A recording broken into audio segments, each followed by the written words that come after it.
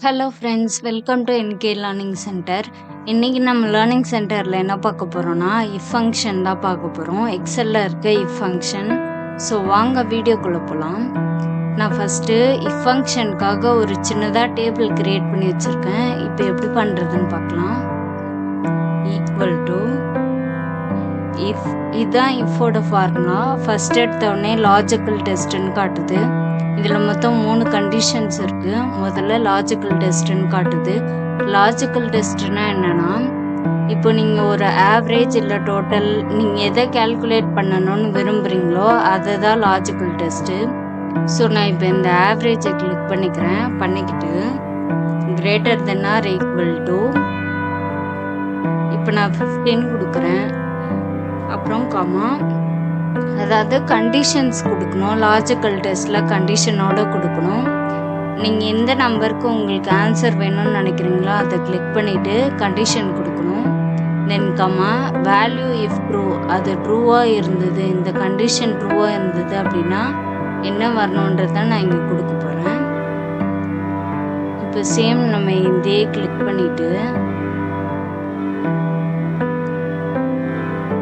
Multiply. இப்போ நான் 5% வேணும் அப்படின்னு கேட்குறேன். 5% இந்த மாதிரி கொடுக்கணும். அதாவது இந்த செல்லை கிளிக் பண்ணிவிட்டு multiply 5%. Then comma value if falls, that condition. அப்படி இந்த கண்டிஷன் வந்து ஃபால்ஸாக இருந்தது அப்படின்னா என்ன வரணுன்றதை நான் இங்கே கொடுக்க போகிறேன். 0ன்னு கொடுக்குறேன். கொடுத்துட்டு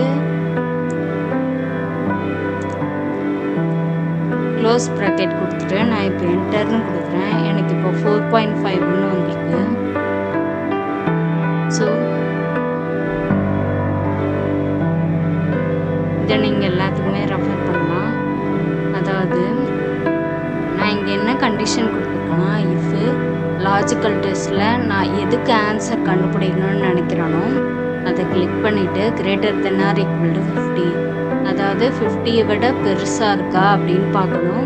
அப்படி 50யை விட பெருசாக இருந்துச்சுன்னா ட்ரூவோட கண்டிஷனில் நான் என்ன கொடுத்துருக்கேன்னா, எனக்கு 5% வேணும், இந்த செல்லோட எனக்கு 5% வேணும் அப்படின்னு கேட்டிருக்கேன்.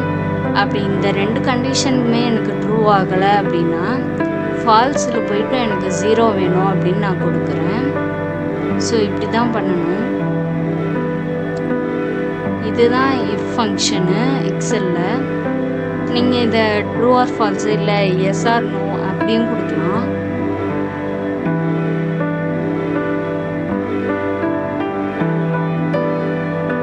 அது எப்படின்னு காட்டுறேன்.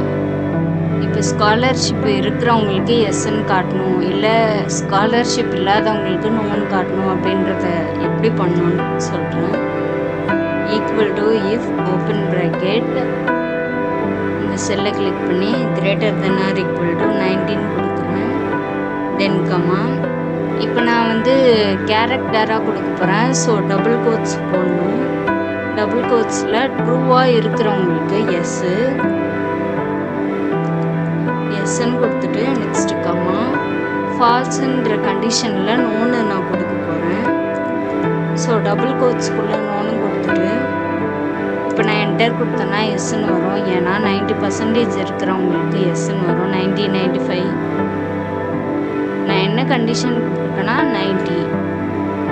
ஸோ இந்த 85, 74க்குலாம் அவங்களுக்கு ஸ்காலர்ஷிப் இல்லை, அதனால நோன்னு வந்திருக்கு.